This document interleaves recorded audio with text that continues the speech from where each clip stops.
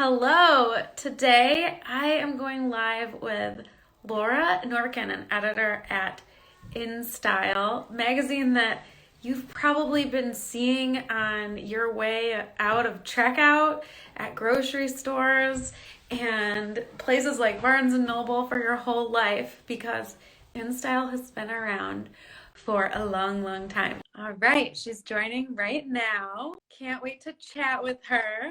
Hello! Hi, Hi, how are you? I'm good. How are you? I'm so good. Actually, I was just chatting with Julia Dennison at Parents Magazine about you. She was saying some very kind things. Oh, nice. Yes, Yes. hers as well. And I saw the live that you guys did together, and I was like, well, I don't even need to do this now. She answered all these questions, but I will definitely add some context for InStyle specifically. Yes. Well, in style specifically, but also, I think there is some differentiation from one editor to the next about even things like stylistically, like how you like to receive material and some nuance about, how that might look different than from what Julia would want or someone from Better Homes and Gardens or Real There, Simple or whatever. there were a few points of differentiation. I don't know if you want to jump right into it, but Yeah, yes, let's start just by giving some folks the lay of the land. If you wouldn't mind just telling us a little bit about who you are and what you do for InStyle. hello. I'm Laura Norkin. I'm the deputy editor of InStyle.com. So I kind of oversee the editorial team there, and I have my hands in a little bit of everything. So kind of any story that went on the site, I don't touch them all, but I see them all happening, keeping an eye. Um, and specifically in the day-to-day, I'm focused on our larger feature stories and the editorial moment, the packages, and for whether it's Black History Month or Pride happening or Fashion Week, whatever like these moments are that people see coming down the pike. I am supposedly supposed to be the one who's got my eye on all of those things and what our big splashy stories are going to be to those topics. I also have a wonderful team of writers and editors who handle each specific category, and I'll get into a little more about, if you want to pitch wellness, you would talk to Kylie Gilbert, who just popped into the. Hey, Kylie. Hey, Uh, Kylie. so I'll check out, the who's and what's of how to get onto the site as well. Awesome. I'm sure everyone will appreciate that a ton because it matters, right? We don't want to just spam all editors everywhere. Like, we want to be particular about who we're reaching out to, right? Sure. Yeah. Yeah. Okay. So, Yeah. can you tell me? No, go ahead. Oh, okay. Can you tell me a little bit about how someone should shape their pitch if they are pitching as a writer versus if they want to be a source called upon as an expert? Mm, that is a good question. So I'm going to start with writers because I I hope for more pitches from writers. My favorite thing Ooh. pitch that's like, this is a story you absolutely have to read, and I'm the one to write it, and here's what the story is. Mm-hmm. Let's get into that. A great pitch from a writer needs to have the word pitch in the subject line. Uh, for me, different editors, I participated in a panel, I want to say last summer, with Tim Herrera from the New York Times. And he was saying he doesn't care if it says pitch because PR people say pitch and he wants it to say something else. For me, if I'm looking for pitches in my email, I literally just type pitch into the search bar. And if you don't include that word, I'm probably not going to see your email. And that sucks for both of us. So Yes. start with the subject line. I want you to imagine is the headline of the story, and it's like the sauciest, most exciting version of the headline that you feel like somebody has to click on. So don't give me all the information in the subject line, just like this weird new dating trend is happening and it's all over TikTok or whatever. Then I'll Oh, be yeah. like, well, what is the dating trend and what's happening on TikTok? Yeah. In fact, I want to read that right now. I hope that's a real thing that you can refer us all to I go hope read about. in this live, you're going to pitch me that story later today. Um, Basically, if I see a subject line and feel like, ooh, I got to click on that, then I know that that's an article that my readers are going to want to click on. So that's just like you're making your pitch prove to me its value and prove to me that the story is going to work. Once you get into the email, I would just take a quick sentence to introduce yourself.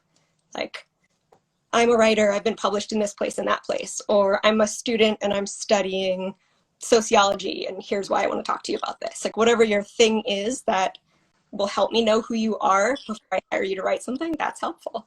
Then get right into the article. So what I like to see is a pitch that's written almost like the top of the article. So a lead, the first sentence of the article, needs to really grab my attention and just be like interesting and exciting, and show off your writing chops a little bit. So start with that, the lead, and then the thesis of the story. So something that we struggle with a lot is where people are pitching a topic, like you want to write about, I don't know, whatever. Denim. Denim, is that what you said? Yeah, I'm just tossing someone out there for you. Yeah. So you want to write about denim, and then you're just like, there are so many great jeans in the world, and like denim is always classic, and here's a brand that I love, and here's another brand that I love. And it's like, yeah, okay, I love all those things too. Is there something happening right now with denim that we need to be talking about? So tell me what the thesis is. If it's like, to the topic of denim, a really successful story we had earlier this year was by our fashion editor, Sam Sutton, and she said, I think that the headline was, Gen Z is right, skinny jeans are over. See? Feelings. So Yeah. In the thesis of that story would be skinny jeans are over. And then the backup that she would tell me under the thesis is, well, all these great denim brands are putting out amazing, like, gaucho style denim and carrot leg jeans, and all these other things are happening with denim. So that's one way to back up the story. Hi from Phoenix. Another way to back up the story is, what did I just say? Designer. So what's on the market? A lot of celebrity at InStyle. So if you're like Kaya Gerber and Rihanna and like some totally random like other person from a different age group have all been seen in this same style of denim right now, proving that this other style is out. Yes, some celebrity evidence. Yes. So basically, let's go down the steps. You got to have the subject line that reads like a headline. You got to have the lead that sucks me into the story. You got to have a thesis, which tells me what the point is that you're going to make.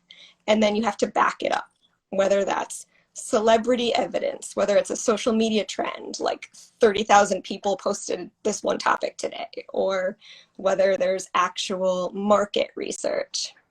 Hey, Kayla. So Kayla Greaves, who just hopped in the chat, she's our beauty editor. So hello.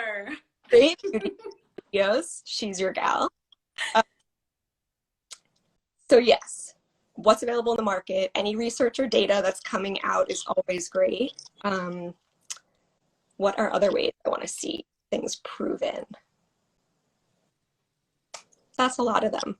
I mean, that was a pretty holistic look. I love it. I feel like what you're saying essentially is that the person's giving you everything you need to make that quick decision, which is ideal scenario, right? Like you want to quickly be able to say like yes, no, yes, no. That I can see that they have a point, and I can be like, oh wow, you totally just me that skinny jeans are over, and I can see what you're going to lay out in this article. And then all I have to say is like, let's make it this many words, and I can pay you this much, and here's the deadline on it, and we know exactly what's happening. What did we not touch on that I love to see in those emails?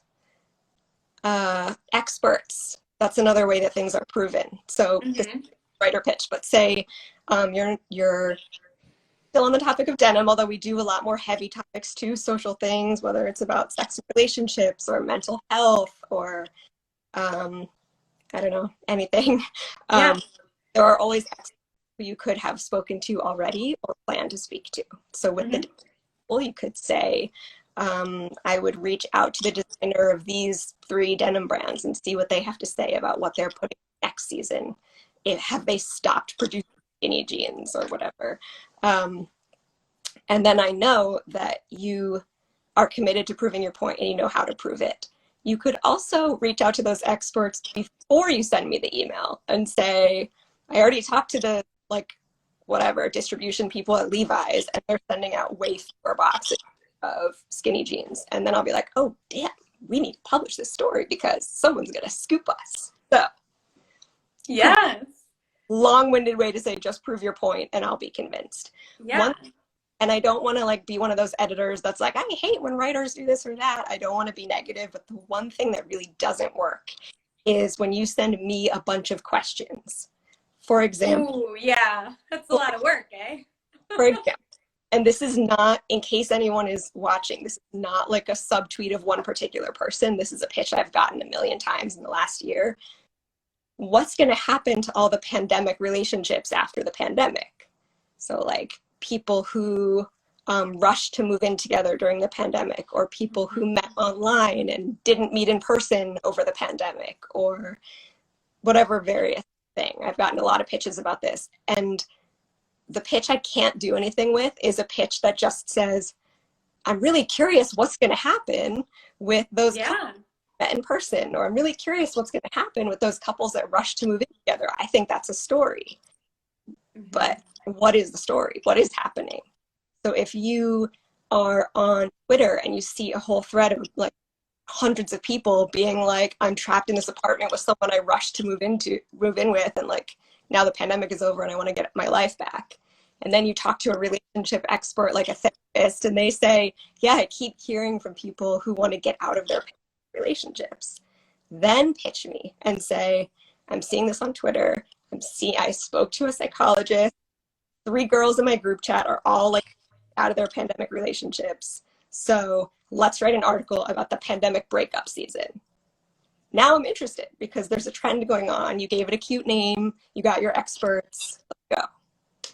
But yes, I love it. I'm envisioning this little checklist, your ideal checklist. And I'm like, hey, you are just setting it all out before us. Couldn't be more simple. Do these things. Yes. It makes my life a lot easier. And I know that everybody's job is not making my life easier, but as a freelancer, it kind of is your job to package up your work and your story and say, I can deliver this to you and it's going to be good. And a bunch of headlines. And some publications do this as well. If they do a ton of SEO stories, they might want a writer to say, here are some stories I could pitch, 5 handbags you want for fall and 6 mascaras under $15 and whatever.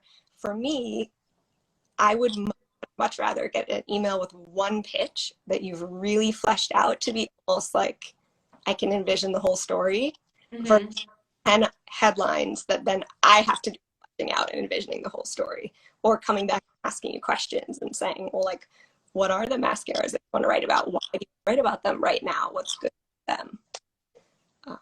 Yeah, that makes sense. It boils down to that same thing of you can make a quick decision. If you have to make multiple decisions with one email, that's a lot of work. And when we talk about making life easier for you, to your point, it's not just about hey, make sure Laura's life is fun. This is your job. You need to produce so much content for your magazine, right? So it's it's not just about you and your fun time. It's about you doing your job really well. So let's help Laura do her job really well, right? Yeah, let's make a collective goal of everybody. Yeah. But another thing that's just a really simple tip, and it doesn't just apply to me, but I'm on Twitter all the time and tweet articles a lot. And I don't just tweet the articles that I have worked on or people on my team worked on that I really love. I tweet articles that other people at other places wrote that I love. Yeah. And so if you're trying to wrap your head around well, what does this editor like and what does she want? I'll for him or them on Twitter and see what they're talking about. Because I will literally be on Twitter and say, this is the best thing I've read this week. And then click on it and then just do that, which obviously is really simplifying the process. You can't always read an article and then replicate that exact thing. But there are a lot of there's a lot of great writing out there happening at a lot of places. So read it all and see what people who you like and respect are talking about. And those, Yes. we all just want to get in a conversation. We want our stories to be the ones that people are texting friends or sharing in some way or another because it helped them learn something, or it was funny, or it stressed them out about some weird thing happening that they had to fix. Yeah. Yeah, that. Yeah, I love that you bring up Twitter because so many of us in the creative world are really glued in here on Instagram. Mhm. But there are other platforms that encourage this kind of discussion and sharing, and let's check them out from time to time. Maybe that's Clubhouse too, but I mean, Twitter, as far as journalism is concerned, is a really important place to be, right? Yeah, and I would say I know a lot of people are a lot of people are doing a lot of things on Instagram, which is great, and I'm really excited to be here with you today. Yeah, yeah. Really don't want pitches on Instagram. It's not. I don't want writers here. It's like just things with like my kids on Instagram, and then I get like a pitch, and even if it's like really well researched, I'm like looking in the little DM like, oh, email me this or whatever. But Twitter, I find, and I often if I and I'm just trying to make that final decision of like, is this person going to be a fit? Are they going to be able to write in a voice that feels fun and engaging? I will try to find them on Twitter and just see what they're talking about and the way that they talk about it. Because voice really matters to me as an editor, because I can hold somebody's hand all the way through, structuring an article and giving advice on what experts or what type of reporting to bring in. But if the writing doesn't feel interesting or engaging, that's not something that I can do for them. I mean, I can in the end polish something up, or any editor can polish it on the themselves, who has their own voice that's engaging. So Twitter is a place where in 240 characters or less, whatever it is, someone tells you what their voice is, what their personality is, all day, all the time. So some may say I'm on there too much. Sure. Is Twitter your number one? It's my number one. I'm a words person. I'm a words person first, probably to the chagrin of the art people on my team, because I like just think about a story so much for so long, and then I'm like, this probably needs art, and they're like, yes, Laura, it needs art. Let's talk. Well, that's great for balance then, right? To have a team where you have both. Yes. Right. Totally. Great. We like this. Yeah. But I think if you are working as a writer, you need to consider yourself a words person too. And that should be, whether you're doing it on Twitter or you're doing it in your email to me, your words have to communicate that you're able to communicate. With words. Yes. We love it. Okay, so you're saying don't pitch me in the DMs. However, I have a question about DMs to press a little bit more here. Mm-hmm. Some editors like everything to happen in email, and that's the business packet, and other platforms are like what you said, for checking in, seeing what people are doing, but not necessarily communicating directly. How do you feel when someone looks to build rapport with you in DMs, even if they're not pitching? So I want to just clarify, because I had a tweet go like a little bit out of control in the last couple of weeks where I did pitches on Twitter, and I said to pitch in DMs on Twitter. And the reason that I do that is because, and a lot of editors have this experience, but my email inbox is just like total dumpster fire. Like 7,000 emails or something like that. And that's terrible.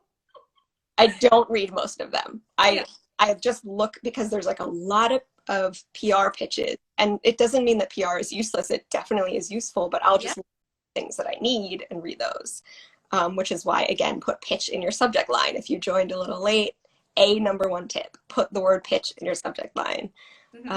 So on Twitter, I did a call for pitches about a specific topic, and getting retweeted and shared in different places, just all over, which I love. I wanted that because I do want to reach different writers than the people I already know. But then I was getting so many DMs, which it's good. It's a great problem to have, because I can comb through and like get to know new people and new ideas. if that were happening in my email inbox, it would get in the way of my ability to do my job. Like Yeah. I'm serious. If I got 1,000 emails Yeah. of Yeah. 20 hours all about genderless fashion, which is the thing that I was talking about on Twitter, I would be getting emails from my boss. I would be getting emails from whatever thing that's also important for me to keep up with, the people who report to me, that's going on with them. So yes, Twitter DMs pitching is fine. And what I do with that is it's like a quick glance. And then if I'm like, hey, flesh this out more and email me, and then I'll give them my email address. So a Twitter DM pitch would be like the boiled down super short paragraph. You don't need to be putting like links to your work and backup sources in that kind of DM. That can be much more conversational. And your question was rapport building in DMs. Yeah. I'm fine with that, but let's see. Are you though? I am. I mean, Okay. anybody, and this is not in a writer editor kind of way, but just anybody in the world can expect a DM response back from someone who they don't know necessarily all the time. So I'm totally like, feel free to DM me, and it can be in a casual way. Like I'm not a stuffy person. I won't feel like, who do you think you are talking to me? I hear from anyone. But if I'm overloaded with pitches or just have a lot going on, I may look at it and be like, oh, I'll write back to them another time when I have a moment. And so then if you're one of those people who sends a message out and like spirals and you get a response, don't DM me, because I'm not quick like that all the time. That was a wonderful insight. Yeah. Yes. So, in fact, maybe we should all apply that just generally in life. Sometimes when we don't hear back, it doesn't have anything to do with us. yeah. It's just the truth. Okay. So, question. If someone sends One thing is like, wait, I think you're cutting in and out a bit. Oh. Were you saying something? I was about to talk more about DMs. Good. Okay, sorry. Go ahead. It was like a little glitchy. All right, go ahead. I feel like if we'd had one interaction to like set the baseline of I know who you are or we've interacted, then it's okay. And then if you see something on Twitter that's like wild and nuts and you want to DM that to me and be like, what? Like, should I look into this for a story? Am I still here? I was getting a phone call. That's what that was. Oh, okay. Mystery solved. Okay, we're good. We're good. So then absolutely DM like a quick, like, whoa, this thing is taking off. It's like doing numbers on Twitter. Like maybe we should look into it for a story. And then I would be like, definitely dig around, email me what you have. So like it's kind of a cross between relationship building and pitching. Got it. Yes. We like it. Okay. Now, if someone sends you a pitch and they don't hear back, or you say something like, hey, this isn't a good fit right now, so, decline it in one fashion or another. Yeah. What do you recommend that person do next? Should they never email you again? No. Should they follow up? What are your thoughts? To the point of my email inbox being a dumpster fire, there's a really good chance I just missed it. There's a really good chance that I just didn't see the pitch yet, and it's not a comment on you. And the second best chance is that I'm super busy. It's like in the back of my mind, like, oh, there was that pitch about the jeans and I want to go back to that. I never get mad or bothered or offended by follow-up. And I know there are some people who are like an inbox zero kind of person who are like, leave me alone, don't email me. But like for me, as someone who stuff can just get pushed down and then I'll never see it, if you reply on the same chain so that I'm keeping your pitch right there, say like, just want to make sure you saw this, or like, did you have any thoughts on this? I'm fine with it, like it. I feel bad when someone does that and then is like, I'm so sorry if I'm being annoying. I just wanted to see if you saw it. Like, you're not being annoying. You're helping me do a better job at my job when you're reminding me to look that I should be looking. So absolutely follow up. And yeah. I saw something go, I forget if it was Instagram, but it was like me when I send an email and it's like the person spiraling, like they hate me, they didn't respond, I'm the worst ever, I'm tired. And it's like me looking at my inbox and it's like, I'll check that in 3 days.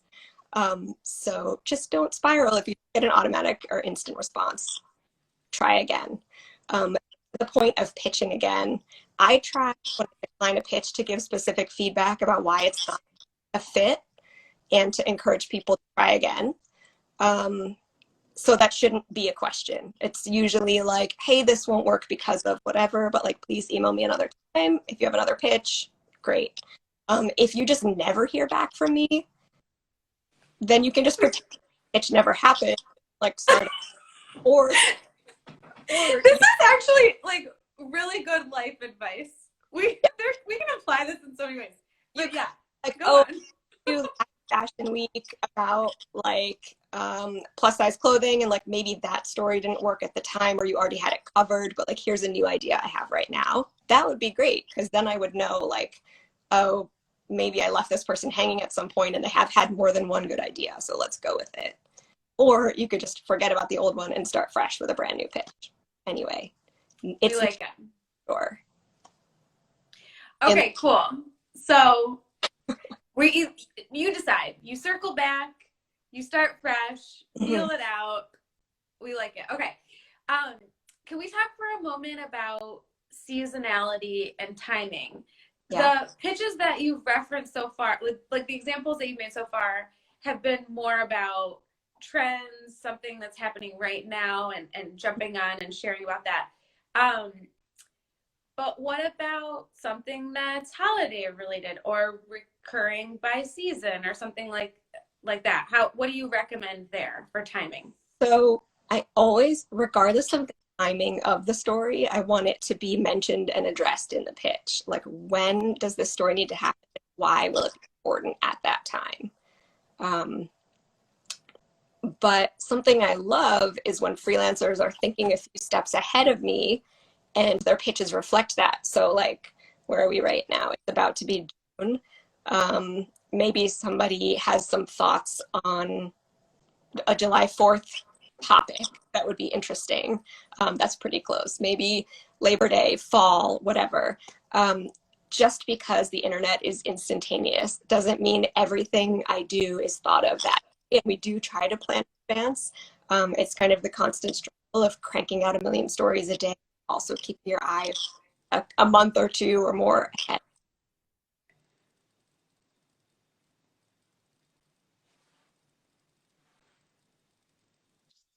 Keep getting calls. You're very popular.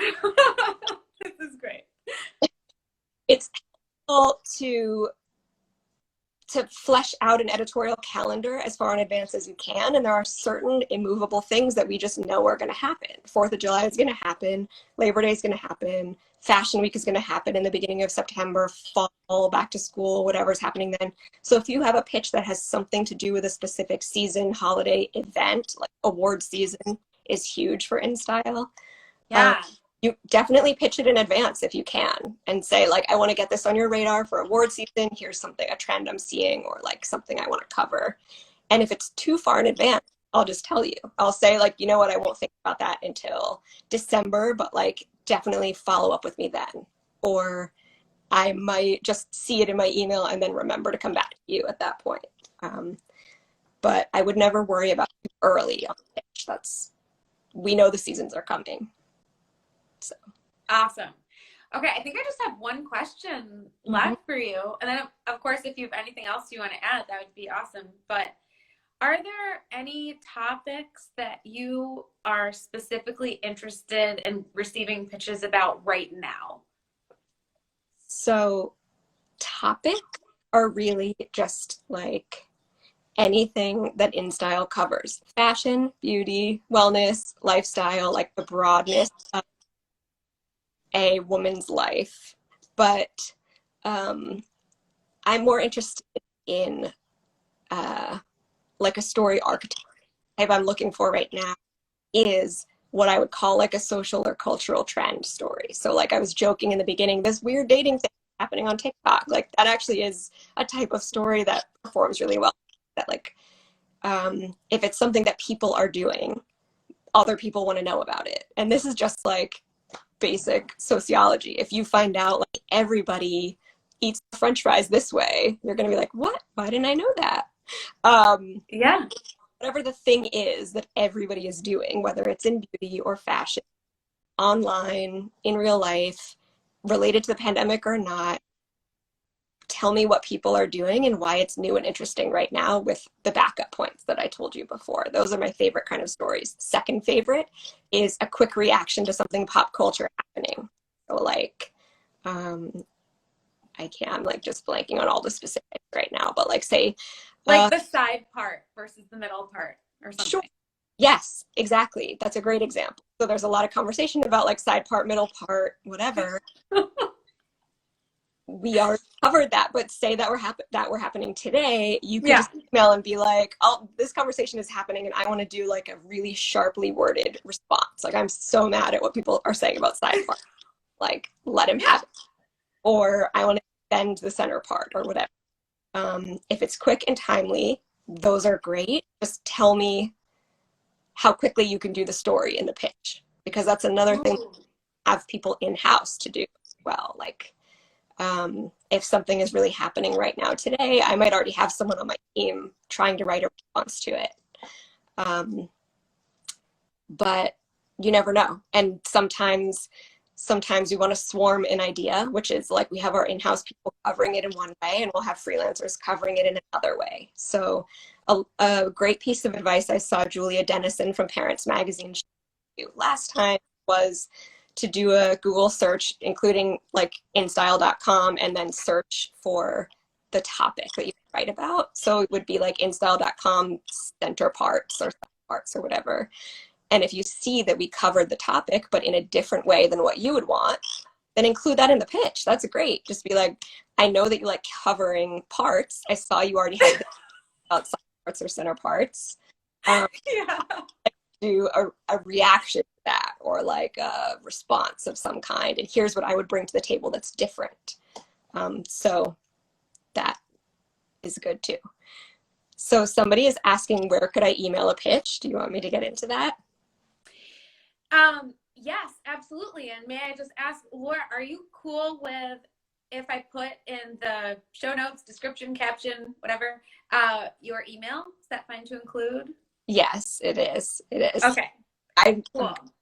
Like, I really don't usually give out my email in public places like this, just because I'm a diva, nothing like that. But I just literally feel bad when I can't keep up with it. Like when I get pitches from writers, I don't want to be the editor that writers are like, never responds. The worst. So when I keep it a little gated and I reply to people on Twitter, then I know what to look out for. But share it there. I can also, if you want to just do it that way, I can follow up with you. A few people on my team have emails as well that I can share. Kylie for lifestyle, Sam Sutton for fashion. Like, I think getting to know who the editor is that really will field the request that you have. Great. Oh yeah, we had started getting into that a little bit in the beginning, right? About targeting certain editors, doing your research about who. Yeah, and you ask. Really figure out. Like, it would be a lot easier, and I think some like editors of a different generation would be like, you should just always know. But like, honestly, the way that internet like teams are structured, it's not always as easy to find the one. I'm happy to just like after the call, I can just quickly send you this person for this topic, and you can put it in the show notes as well. Awesome. Now, thank you. And there was one other thing that you asked me that I forgot to get back to, and then I think we covered it, but you asked me about experts, pitches from experts. Yes, identifying as an expert or a source. Yes, please. Thank you. This person wants to send gifs of dumpster fires. Like, literally, you could. Yeah. If you had a gif of a dumpster fire in it, I would appreciate that. But so, yeah, I love experts. But I'm going to be honest, like I have a folder in my email that I call sources. And sometimes when I see a pitch from an expert or from a PR expert, that's like, this doctor is specialized in addiction and blah, blah, blah. They can talk about these topics. And so I just slide it into the folder labeled sources. so that next time someone on my team is working on a story about addiction, I can be like, here's this doctor, they're willing to be interviewed. But like the doctor doesn't know that I held on to that email because I never responded to it. So apologies for that. But if an expert is pitching in a way that they want a timely response, then frame the pitch around something timely, like I'm an expert in XYZ and I want to talk to you about this topic right now. We just put up a story that was actually written by a psychiatrist named Dr. Jessie, who works for us a lot. She's great. And it was about this conversation that's been happening online about languishing or flourishing. Oh, yes. After the pandemic. And the angle was, I'm a psychiatrist and here's how to know if you're actually doing okay. So it was about the idea of flourishing from the perspective of a psychiatrist. So like, let's save you the therapy cost. She's just going to tell you right now what you need to know. So if there's an expert who can frame their advice in that kind of way, I'm a blank and I'm a stylist and these are the only leggings that are acceptable to wear in public. Or I'm a manicurist and here's the thing I hate that people do to their fingernails all the time. If you can put your expertise in the format of an article topic, then like that will also make me want to give you an article or find a writer for that article to include you in, if that's the better way. Yeah. I love how you think in titles. Like everything you say, I'm like, I want to read that. I want to read that. So it's what am I doing to my fingernails? So it's honestly like that's a skill that develops over time in this job, and it's kind of necessary. And something that my boss says when we're like talking through a pitch sometimes is, I don't know if there's a there. And what she means is if you can't put a title on it and you can't sum it up in a little blurb, then like what is there a story? What's there? And I've kind of brought that into my process because it's not just a title, obviously, but what else is there? So I find that very helpful. But yeah, titles matter. Headlines sell the pitch a lot of times.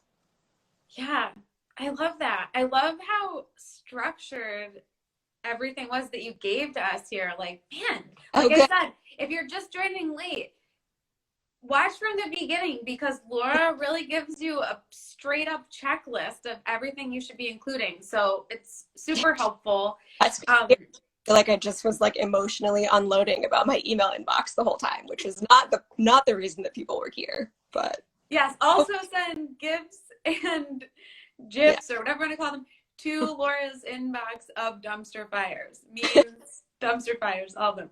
Laura, thank you so much for making time to chat with me and helping everyone out who's watching and who'll be watching the replay and how to pitch well to InStyle. Of course. Thank you for having me. Thanks everyone for joining. And I look forward to your amazing and well-structured pitches that I'm definitely going to assign to you. Yay. Okay, awesome. And again, we are going to have Laura's email and some of her editor's emails in the notes. You can look for those soon. And we'll see you next time. Thank you. Bye. Bye. Like, comment, and hit subscribe. Don't forget to tap the bell so that you get a notification every time a new video comes out. One more thing, I have a free gift for you. You can download a copy of my Success Capture System.